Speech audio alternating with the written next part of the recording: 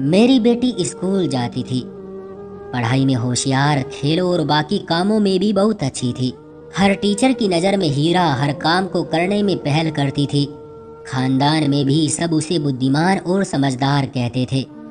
लेकिन अब मैं अक्सर इसे लेकर परेशान रहने लगी थी, क्योंकि अब वो अचानक ही न जाने क्यों किसी भी काम पर ध्यान नहीं दे रही थी।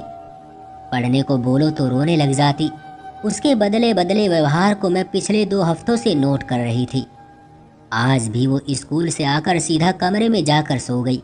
मैं कमरे में गई तो काफ़ी हैरान हुई, क्योंकि वो कभी भी कपड़े बगैर बदले नहीं सोती थी। लेकिन फिर मैंने सोचा कि शायद थक गई होगी, इसलिए आते ही सो गई। खैर, शाम हुई और फिर मैं किचन में आ गई और रात के खाने की तैयारी शुरू कर दी। खाना बनाते बनाते 3 घंटे लगे। इस बीच मैंने मानसी को दोबारा पुकारा, लेकिन वो नहीं उठी, जिसे देखकर अब की बार मुझे बहुत गुस्सा आया। तो मैं खाना मेज पर रखकर कमरे में आई। लाइट ऑन करके मैंने उसे सख्ती से पुकारा, मानसी उठ जाओ बेटी, बहुत सो लिया तुमने। 1 मिनट है तुम्हारे पास, नहीं आई तो मैं बुरे तरीके से पेश आऊंगी। तुम्हारे नखरे नहीं खत्म हो रहे। शायद वो मेरे गुस्से से डर गई थी, तभी फौरन बेड से झट से उतर गई। मैंने उसे गौर से देखा तो उसके हाथ कांप रहे थे। मुझे शर्मिंदगी हुई, छोटी सी बच्ची को इतनी सख्ती से डांट दिया। मैं उसके पास आई और खड़े खड़े ही बोली। मेरी आवाज़ धीमी थी, मानसी बेटा फ्रेश हो जाओ, खाना खाकर होमवर्क भी तो करना है मेरी बेटी को। मैंने प्यार से पुचकारते हुए उसे अपने साथ लगा कर कहा, लेकिन वो मुझसे अलग होने की बजाय मेरे सीने में अपना चेहरा छुपा गई। ऐसा देखकर मैं शॉक्ड रह गई थी। वो ऐसा बर्ताव क्यों कर रही थी? शायद मैंने कुछ ज़्यादा ही गुस्सा कर दिया, इसलिए मुझे माफ़ कर दो मेरी बेटी। मुझे ख्याल करना चाहिए था, आइंदा ऐसा नहीं होगा। चलो फ्रेश हो जाओ, फिर मम्मी अपने हाथ से खाना खिलाएगी अपनी बेटी को। मानसी को खुद से अलग करती हुई मैं बोली और उसे ज़बरदस्ती वॉशरूम भेज दिया और खुद किचन में आ गई। किचन में आकर मैंने खाना मेज़ पर रखा और बेटी का इंतज़ार करने लगी। 10 मिनट गुजरे तो मैंने उसे आवाज़ दी, बेटा आ जाओ खाना खाएंगे, लेकिन कोई जवाब नहीं आया। मैंने सोचा शायद कपड़े बदल रही होगी। मैंने खाना प्लेट में डाला और घड़ी में वक्त देखा। पास पड़ा मोबाइल उठाकर मैं इस्तेमाल करने लगी। आधा घंटा गुजर गया, लेकिन वो ना आई। अब की बार मैं खुद उठकर कमरे में गई और वॉशरूम का दरवाज़ा खोला। वो सामने ही खड़ी थी। मेरा सर एकदम चकरा गया। वो अपने नाखूनों से अपने हाथ और अपने चेहरे को नोच रही थी, साथ ही साथ अपने कपड़े भी गीले किए जा रही थी। मैं आगे बढ़ी और उसे नल से दूर करके नल बंद कर दिया। ये क्या किया तुमने? सारे कपड़े गीले क्यों कर दिए? मुझे दोबारा गुस्सा आने लगा था, लेकिन मैं गुस्से को छुपाकर खड़ी उसे सवाल कर रही थी। मुझे देखकर मेरी बेटी का रंग फीका पड़ गया। कुछ नहीं किया मम्मी, जैसे उसे कोई चोरी पकड़े जाने का डर हो। मानसी हाल देखो तुमने अपना क्या कर लिया है। बाजू से पकड़कर मैं उसे कमरे में लाई। वो बोली, मम्मी मुझे गर्मी लग रही थी। पागल लड़की, मौसम देखो, सर्दियां आ चुकी हैं और तुम्हें गर्मी लग रही थी। बेटा क्यों सता रही हो इतना मुझे? मैं तंग आती हुई बोली। मम्मी माफ़ कर दे प्लीज़, गुस्सा मत हो। रोते हुए वो मेरे दुपट्टे को थामती हुई बोली। मैंने भी उसे प्यार से देखा और फिर उसके कपड़े बदलवा कर बाहर ले आई।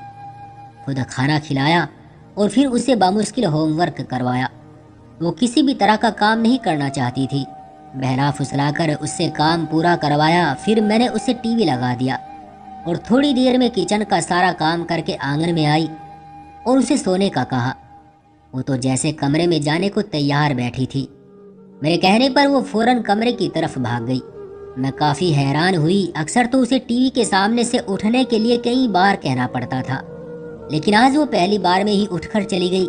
मैं भी दिन भर की थकान से फारिग होकर कमरे में आकर लेट गई। रात का न जाने कौन सा पहर था कि मेरी बेटी अचानक चीखती हुई उठ गई, मम्मी मम्मी। हड़बड़ाकर मैं भी उठ गई। मैंने लाइट ऑन की तो उसका चेहरा पसीने से भीगा हुआ था। मेरी बच्ची क्या हुआ है? मैं यही हूँ, मैं उसे अपने साथ लगाए बोली। वो धीरे धीरे कांप रही थी। क्या हुआ है? कोई बुरा ख्वाब देखा है क्या? मेरे पूछने पर उसने सर हिलाया, लेकिन उसके चेहरे पर मुझे अजीब तरह की बेचैनी नजर आई। जैसे वो कुछ कहना चाहती हो लेकिन कह ना पा रही हो। मैं पूछती तो बताती भी नहीं थी। अब मैं इसे लेकर परेशान रहने लगी थी। कोई बात नहीं, तुम तो बहादुर हो, डरते नहीं है। चलो सो जाओ, शाबाश। उसे अपने साथ लुटाती हुई मैं बोली। थोड़ी ही देर में वो गहरी नींद सो चुकी थी। फिर उसे सुकून से सोता देख मैं भी लाइट बंद करके सो गई। सुबह उसे स्कूल के लिए उठाया तो स्कूल ना जाने की जिद करने लग गई। कहती मुझे अब पढ़ना नहीं है, मैं घर में रहूंगी, आपके साथ काम करूंगी। मैं उसकी बातें सुनकर दंग रह गई। कहाँ वो पढ़ाई की माला जपती रहती थी और अब ना पढ़ने का कहना। ये सब अजीब हरकतें मुझे परेशान करने लगी थी। डांट डपट कर मैंने उसे तैयार किया और स्कूल भेज दिया। सुबह उसे स्कूल में वैन ले जाती थी और दोपहर में भी वही छोड़ने आती थी। फिर दोपहर में वो जब स्कूल से आई तो दरवाज़ा बजा। मैं तुरंत बाहर आई और दरवाज़ा खोला। मेरी बेटी थकी थकी सी थी। वो नमस्ते करके चुपचाप अंदर दाखिल हो गई। मैंने नमस्ते का जवाब दिया और आंगन में आ गई। वो भी सहन में बिछी चारपाई के एक कोने पर बैठ गई। मैंने उसे गौर से देखा मगर मुझे वो खोई खोई सी लगी। मानसी, क्या बात है, ऐसे क्यों बैठी हो? कुछ नहीं मम्मी, मैं तो बस वैसे ही। एकदम से वो बौखला कर बोली। उसका चेहरा मारे खौफ के बहुत हद तक सफ़ेद हो गया था। एक पल के लिए मुझे भी खौफ सा महसूस हुआ। उसके हाथ पकड़कर मैंने उसे अपने पास बैठाया। क्या बात है, इस तरह से क्यों डर रही हो? स्कूल में किसी से झगड़ा हुआ है क्या? नहीं नहीं मम्मी, मैं क्यों झगड़ा करूंगी भला। हर बार वो यही बोलती थी और फिर उठकर अंदर कमरे में भाग गई। मुझे शक हुआ कि वो मुझसे झूठ बोल रही है, लेकिन फिलहाल के लिए मैंने बातें कुरेदना अच्छा नहीं समझा। अगले दिन मानसी अपनी कलर बुक लेकर गई। मैंने पूछा कि आज तो इसका पीरियड नहीं बल्कि शनिवार को होगा, तो वो बहाना बनाती हुई बोली, नहीं मम्मी, पीरियड आज ही है, कलर बुक की चेकिंग है। मैंने भी ज़्यादा कुछ नहीं कहा। दोपहर में जब वो घर आई तो उसकी यूनिफॉर्म बहुत मैली थी। बेटा, वर्दी इतनी गंदी कैसे हो गई?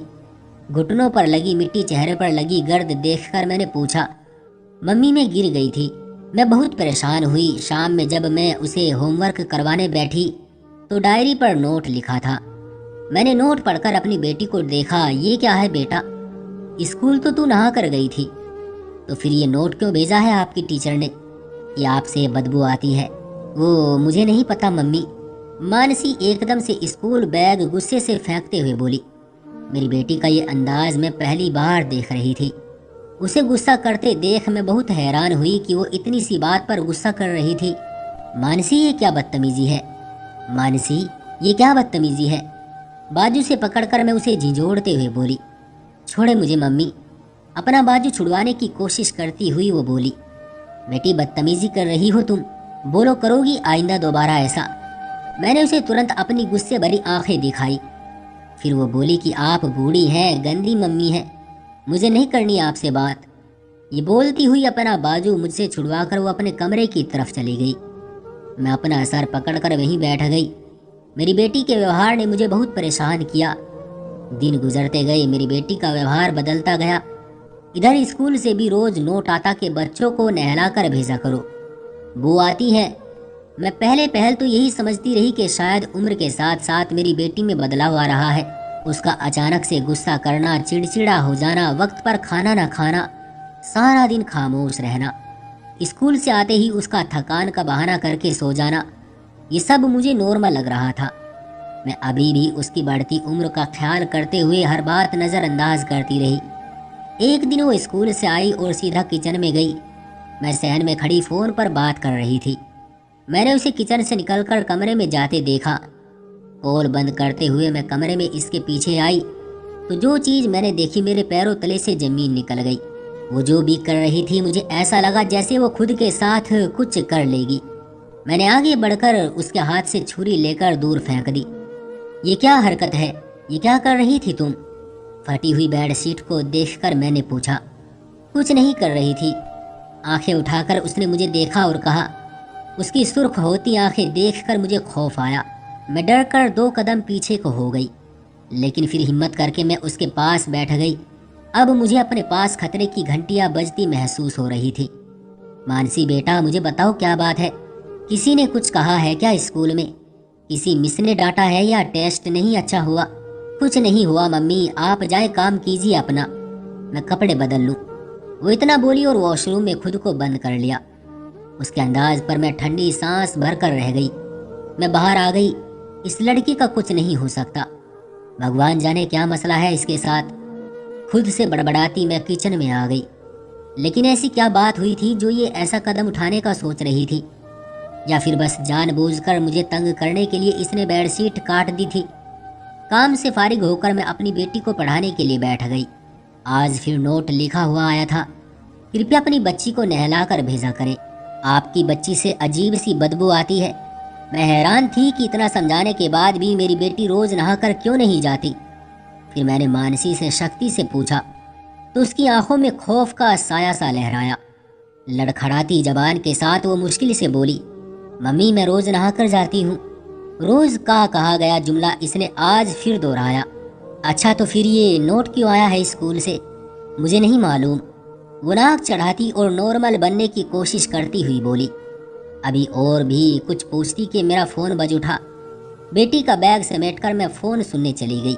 बात करते करते मेरे दिमाग से ही निकल गया कि मुझे अपनी बेटी से बात करनी है। तभी दरवाजे की बेल बजी। मानसी दरवाज़ा खोलो, देखो बाहर कौन है। मैंने किचन में खड़े उसे आवाज़ दी, लेकिन वो नहीं उठी। मैं बाहर आई और उसे सख्त नज़रों से देखा। कब से बोल रही हूँ कि दरवाज़ा खोलो, सुनती क्यों नहीं तुम? उसे सख्ती से बोलकर मैं दरवाज़ा खोलने चली गई। दरवाज़ा खोला तो सामने मेरा पति खड़ा था। अरे आप? अचानक मुस्कुराकर मैंने उन्हें देखकर पूछा तो वह हंस दिए। हाँ मैंने सोचा कि छुट्टी मिली है तो अपनी पत्नी और बेटी से मिल लूं। मानसी देखो कौन आया है, बाहर आओ। मैंने आंगन में खड़े खड़े आवाज़ लगाई और अपने पति से सामान लेकर चारपाई पर रखा। मानसी बेटी, मैंने दोबारा से पुकारा, लेकिन वो नहीं आई। रहने दो, मैं खुद चला जाता हूँ, कार्टून देख रही होगी। मुझे दोबारा आवाज़ देता देख मेरे पति ने मुझे रोक दिया और खुद अंदर चले गए। मैं भी पीछे पीछे चलती अंदर कमरे में आई तो वो अपने पिता के सीने से लिपटे धीमे धीमे शब्दों में जवाब दे रही थी। मेरे पति ने आंखों के इशारे से बेटी का मूड का पूछा तो मैं हंस दी। कुछ नहीं, बस डांट दिया है आज मैंने इसे, इसलिए मुंह बनाकर बैठी है। मेरे पति ने मुझे सख्त नज़रों से देखा। मैं नज़रें चुराती किचन में चली गई। मैं सुन सकती थी वो इसे मनाने की कोशिश कर रहे थे। वो उस जगह का नाम ले रहे थे। वो हर उस चीज़ का बोल रहे थे जो बेटी को पसंद थी। मैं ये भी सुन रही थी कि वो हर चीज़ पर जवाब देती जा रही थी। थोड़ी देर बाद वो उसे साथ लेकर बाहर आए और उसे कुर्सी पर बैठा दिया। खाना लग चुका था। खाना खामोशी से खाया गया। खाने के दौरान बोलने वाली मेरी बेटी खामोशी से खाना खा रही थी। मैं इस चीज़ की काफ़ी हद तक आदी हो चुकी थी, इसलिए आराम से बैठी खाना खाती रही। लेकिन मेरा पति सारा वक्त मेरी बेटी को ही देखता रहा। रात हुई तो मानसी को सुलाकर मैं बाहर आंगन में आकर बैठ गई। मैं भी अभी बैठी ही थी कि वो भी आकर बैठ गए और किसी गहरी सोच में डूब गए। उन्होंने इसका चेहरा देखकर पूछा, तुमने मानसी को देखा? वो बदली बदली लगी, खामोश, हर चीज से अनजान थी। आप यूं ही परेशान हो रहे हैं, ऐसी कोई बात नहीं। दरअसल अब वो बड़ी हो रही है, इसलिए उसमें कुछ बदलाव आ रहे हैं जो हमें ज़्यादा महसूस हो रहे हैं। मैंने अपने पति को समझाने के अंदाज में कहा, लेकिन वो मुझे संतुष्ट नहीं लगे। फिर भी तुम बात करो, उससे कोई मसला है तो बताए हमें। अच्छा ठीक है, मैं पूछ लूँगी, पति को तसल्ली देकर मैं बोली। लेकिन हकीकत में मैं खुद अंदर से बहुत परेशान थी। माहौल को ठीक करने के लिए मैंने इधर उधर की बातें करना शुरू कर दी। सुबह तो उन्हें दोबारा ड्यूटी पर जाना था। सुबह होते ही मेरा पति वापस चला गया और मैं रोज़ की तरह कामों में बिजी हो गई। बेटी को स्कूल भेजा और बाकी काम खत्म किए। दोपहर को वो आज फिर वर्दी पर दाग लगाए हुए आई थी। मैंने उसे देखा, वो डरी हुई लगी थी। कपड़े बदल लो, मैं खाना लगाती हूँ, मैंने खुद को नरम रखते हुए कहा। मैं सोच रही थी कि अब मैं बेटी को प्यार से हैंडल करूँगी ताकि वो मुझे सारी हकीकत खुद बताए। जब कुछ दिन गुजरे, वर्दी और नोट का सिलसिला चलता रहा। मैं देखती रही क्योंकि मैं अपनी बेटी को और ज़्यादा खौफजदा नहीं करना चाहती थी। मैं चाहती थी कि वो नॉर्मल हो जाए जैसे पहले थी। मेरी बेटी से सब मोहब्बत से पेश आते थे। वो थी भी तो बहुत अच्छी सुलझी हुई। अक्सर टीचर्स तो इसकी खुद मदद करते थे। असाइनमेंट बनाने में मैं अक्सर ही सुनती थी कि टीचर बहुत मोहब्बत से उसे पढ़ाते थे। एक दिन मैंने सोचा कि बस अब मैं अपनी बेटी से बात करूंगी। उसके घर आने का इंतजार किया। दोपहर में वो घर आई तो मैंने उससे आराम से बात करने का सोचा। खाने के बाद मैं उसे लेकर कमरे में आ गई और उसे अपने सामने बैठा लिया। मेरी बच्ची, बताओ क्या बात है, क्यों इस तरह से डरी डरी रहती हो? मुझे बताओ, वादा करती हूँ कि कुछ नहीं कहूँगी। बेटी के हाथ थामते हुए मैं बोली। वो कुछ देर तो मुझे देखती रही, फिर बोली और बोलती चली गई। जैसे जैसे वो बोलती चली जा रही थी वैसे वैसे मेरा गुस्सा बढ़ता जा रहा था। वो अपनी बात पूरी कर चुकी तो मैं उसे देखती रही, फिर वो भी सर झुकाए बैठी रही। फिर एकदम मैं फट पड़ी। मैंने जोर से तमाचा अपनी बेटी को मारा। क्या बकवास किए जा रही हो? मालूम भी है तुम्हें कि तुम बोल क्या रही हो? बेवकूफ लड़की, दिमाग किधर है तुम्हारा? वो गाल पर हाथ रखकर हलक तक रोते हुए बोलती चली जा रही थी। मेरा बस नहीं चल रहा था कि मैं उसे एक और थप्पड़ लगाऊं। चुप कर जाओ, खबरदार जो आवाज भी निकली। इसे हिचकियों के साथ रोता देखकर मैं बोली, और मैंने सोच लिया था मैं खुद जाकर देखूंगी कि आखिर मामला क्या है। जो इस तरह से झूठ बोलना भी शुरू कर चुकी थी, इसलिए जल्दी काम खत्म किया। आज स्कूल जाकर नोट का मामला भी खत्म करूंगी। इसलिए मैं चादर लिए स्कूल की तरफ चल पड़ी। स्कूल पहुंचकर मैं सीधा मानसी की क्लास में गई, लेकिन वो वहां मौजूद नहीं थी। कुछ बच्चों ने बताया कि वो फला फला रूम में एक टीचर के पास है। मैं वहां गई और बगैर नोक किए दरवाज़ा खोल दिया। दरवाज़ा खोलते ही जो मंजर मेरी आंखों के सामने था, उसने तो मुझे अंदर तक ही हिला दिया, मानो जैसे पूरा आसमान मेरे सर पर आ गिरा हो। वो टीचर मेरी बच्ची के साथ गलत हरकत कर रहा था। मेरी बेटी के बाजू उसकी गिरफ्त में थे। मेरे अचानक अंदर आने पर वो एकदम बौखलाकर दूर हुआ। वो एक दरिंदा टीचर था। आगे बढ़कर मैंने अपनी बेटी को उससे दूर करके अपने साथ लगाया, उसे चूमा। मैंने महसूस किया कि उससे आज भी वही बदबू आ रही थी, उन्हीं दागों की जो मैं देखती थी। अपनी बेटी को अपने पीछे करते हुए मैंने उस शख्स के चेहरे पर जोर से तमाचा दे मारा। मेरी चीखों से और ऊंचा बोलने से सारे स्कूल टीचर इकट्ठे हो गए। उसी वक्त उस टीचर को सबने मिलकर बहुत मारा पीटा और पुलिस को बुलाकर उसे जेल भिजवा दिया। मैं अपनी बेटी के सामने बैठ गई और उसे अपने गले लगाया। वो कांप रही थी, रो भी रही थी, मैं भी रो रही थी। फिर मैंने उसे खुद से अलग करते हुए उसकी वर्दी देखी। मेरी बच्ची, मेरी समझदार बच्ची। मैं उसका चेहरा चादर से साफ करती हुई बोली, ये सब्जी और रंग तुम खुद गिराती थी ना वर्दी पर? मैं रोती हुई पूछ रही थी उससे। जी मम्मी, मैं ही गिराती थी, ताकि मैं उसे अच्छी न लगूं, बल्कि गंदी लगूं और वो मेरे पास ना आ सके। मैं डरती थी मम्मी, मैं बहुत डरती थी। मैं कहती थी कि प्लीज़ मुझे छोड़ दो, लेकिन वो मुझे धमकाया करते थे कि अगर मैंने किसी को बताया तो वो मुझे मार देंगे। मम्मी, वो कहते थे कि मैं गंदी हूँ, मुझसे बू आती है। वो मुझे यहाँ हाथ लगाते थे। कांधों को छूकर वो बोली। मैंने जब उनके पास जाने से मना किया तो उन्होंने मुझे यहाँ मारा। गाल पर हाथ रखकर वो हिचकियों के साथ बोली, मम्मी प्लीज़ मुझे बचा ले, मुझे नहीं रहना यहाँ, मुझे नहीं पढ़ना यहाँ, प्लीज़ मम्मी। वो मेरे साथ लगकर रोती हुई बोली थी। फिर अचानक से वो खामोश हो गई। मेरी बच्ची, आंखें खोलो। मानसी बेटा। मैंने बेटी को खुद से अलग करते ही उसका चेहरा थपथपाया, लेकिन वो होश में नहीं आई। बेटी को करीबी अस्पताल लेकर गई। वहां जाकर पता चला कि बच्ची खौफ की वजह से बेहोश हो गई। ज़्यादा जहनी दबाव से मेरे पैरों तले से जैसे किसी ने जमीन खींच ली थी। जल्दी से मैंने अपने पति को फ़ोन किया और सब बता दिया। पति जब वापस आए तो अपनी जान से प्यारी बेटी को इस हालत में देखते ही उनकी भी जैसे कमर टूट चुकी थी। मैं शर्मिंदा होकर अलग बैठी हुई थी। ये सब मेरी ही गलती थी, मेरी ही कोताही थी, वरना मेरी बेटी ने तो मुझे बार बार सच बताने की कोशिश की थी। मैं कैसे ना समझ सकी उसकी वो हालत। मैं बस यही सोचती थी। अब मेरी बेटी का पढ़ाई से दिल भर गया था। सिर्फ मेरी ही बेटी नहीं, बल्कि आज तक उसने न जाने कितनी लड़कियों के साथ ऐसा किया होगा, जिस वजह से आज मेरी बेटी भी उसकी हवस का शिकार हो चुकी थी। उसके बाद से वो वक्त से पहले ही बड़ी हो गई थी। अब वो कोई शरारतें नहीं करती थी, खामोश रहती थी, बड़ी गहरी बातें करने लगी थी। हमने दूसरे स्कूल में उसका एडमिशन करवा दिया था। लेकिन मेरी बेटी की मासूमियत अब वापस नहीं आ सकती थी। मेरा पति भी अब मुझसे दूर दूर रहने लगा था। उनको इन सब में मेरी ही गलती लगी थी। वो गलत भी नहीं थे, उसमें वाकई मेरी ही गलती थी। मेरी ही लापरवाही का नतीजा था। मुझे अपनी बेटी का ख्याल रखना चाहिए था, लेकिन मैंने अब अपनी सारी तवज्जो अपनी बेटी पर लगा दी थी, जिसकी वजह से हमारी जिंदगी में काला तूफान लिख दिया गया।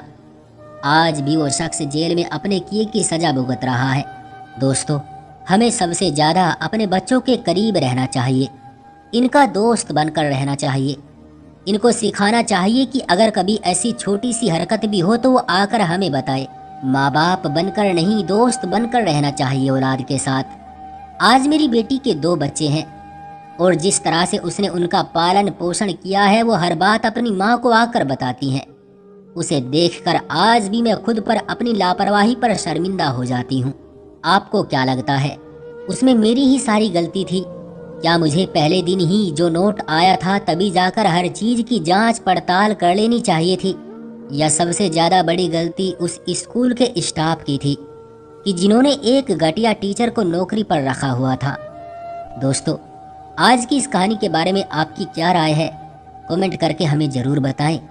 वीडियो को लाइक करके चैनल को सब्सक्राइब कर लीजिए और हाँ, साथ में घंटी को दबाकर ऑल पर सेट कर लीजिए ताकि आने वाली वीडियो आपको तुरंत मिले। मैं मिलता हूँ आपसे अगली वीडियो में, तब तक के लिए धन्यवाद।